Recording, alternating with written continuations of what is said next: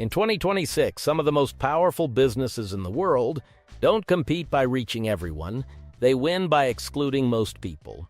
This is the business of exclusivity, where value is created through controlled access, limited availability, and selective entry. From private clubs and luxury brands to elite digital communities and invitation-only platforms, exclusivity has become a major driver of modern wealth. In this video, we'll break down how controlled access markets work and why scarcity and access control are so profitable.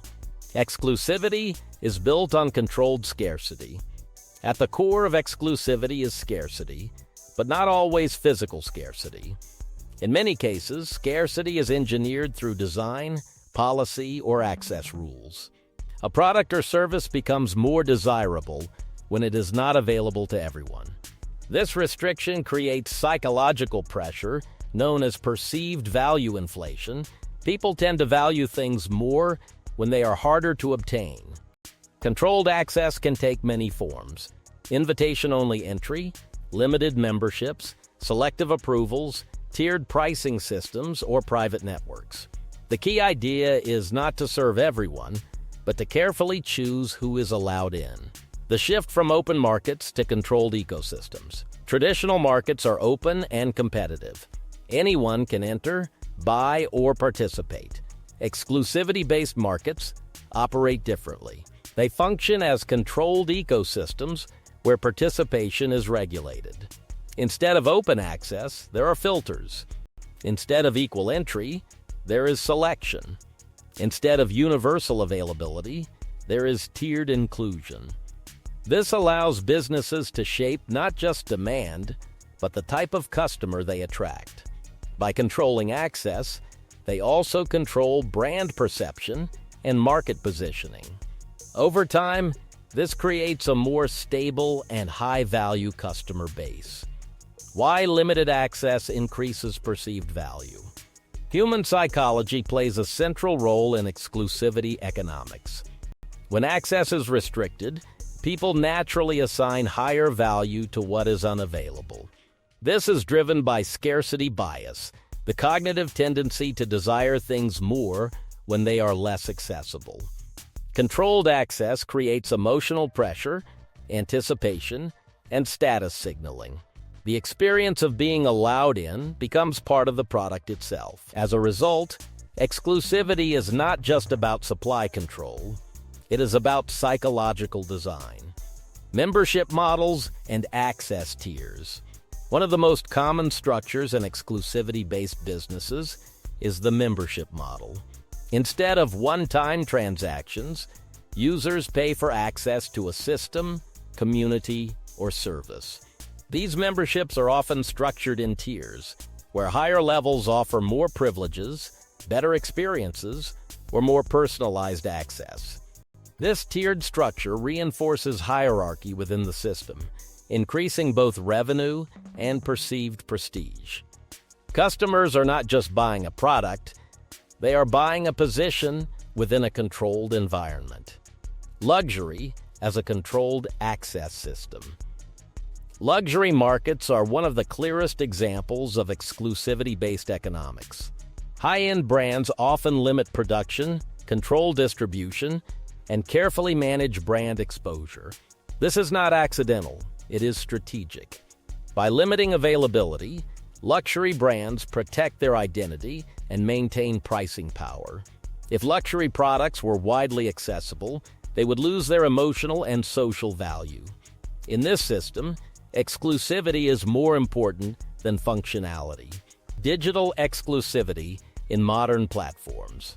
Exclusivity is no longer limited to physical goods. In the digital economy, controlled access is used in platforms, software, communities, and content ecosystems. Private groups, invite-only platforms, premium content subscriptions, and gated communities are all examples of digital exclusivity. Access to information itself has become a controlled asset. Some knowledge is free and public, while other knowledge is restricted behind paywalls or membership systems. This creates a layered information economy where value increases with access level. The economics of controlled demand. Exclusivity-based businesses do not try to maximize supply, they optimize demand. By limiting availability, they create a situation where demand consistently exceeds supply. This imbalance allows for higher pricing and stronger brand positioning. Unlike traditional businesses that compete on availability, exclusivity businesses compete on desirability. The goal is not to serve everyone immediately, but to maintain continuous interest and anticipation. Status signaling and social hierarchy. One of the strongest forces behind exclusivity markets is social signaling. Humans naturally use products, memberships, and experiences to signal status within social structures. Controlled access enhances this signaling effect. When something is difficult to obtain, owning it becomes a marker of achievement or belonging. This creates social hierarchy within markets. Those who have access are distinguished from those who do not. In this way, exclusivity becomes a tool for both economic and social differentiation. Trust and quality filtering. Exclusivity is also used as a quality control mechanism. By restricting access, businesses can maintain higher standards and ensure that participants meet certain criteria. This filtering process improves the overall quality of the ecosystem, whether it is customers, members, or users. As a result, exclusivity often leads to better experiences, stronger communities, and more consistent brand identity. It is not only about restriction, it is about curation. The balance between access and desire. The success of exclusivity-based models depends on maintaining a careful balance. If access is too restricted, demand may fade. If access is too open, value perception decreases. The most successful controlled access systems continuously manage this balance by adjusting availability, pricing, and entry conditions. This dynamic control keeps the system desirable while maintaining profitability. The business of exclusivity is fundamentally about controlled access, not mass availability. It operates on the principle that value increases when participation is limited and carefully managed.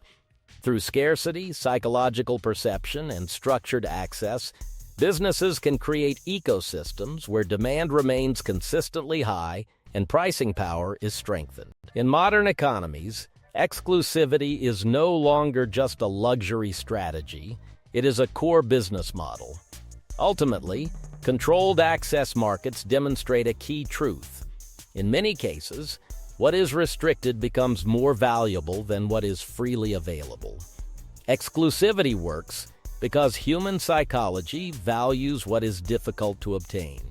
When access is limited, perceived value increases. And that is exactly what elite businesses leverage. The more controlled the access, the stronger the demand becomes. If you found this video insightful, make sure to like, subscribe, and turn on notifications for more content on business strategy, psychology, and modern wealth systems. Comment below where you see exclusivity shaping today's world the most.